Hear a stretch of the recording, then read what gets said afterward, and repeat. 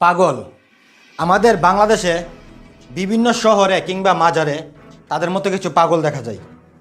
আসলে কি এরা পাগল, নাকি অন্য দেশের কোনো সিআইডি, নাকি কোনো গোয়েন্দা? চলুন আমরা দেখি সেই পাগলটা সিলেট শহরের একটা মাজারের গেটে দাঁড়ানো। এই যে দেখেন, সে পাগলটাকে নিয়ে গেছে। দেখেন, সে পাগলটার হাত পায়ে ব্যান্ডেজ করা।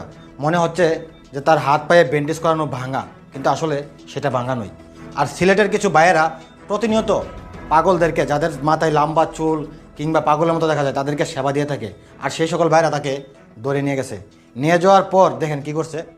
তাকে যখন এই যে দেখেন ব্যান্ডেজগুলো কীভাবে কাটতেছে, আসলে কিন্তু সে হাত ব্যথা নেই, হাতে কোনো সমস্যা নেই, কিন্তু সে হাত পায়ে ব্যান্ডেজ করে সে ভিক্ষুকের বেশে বসেছিল।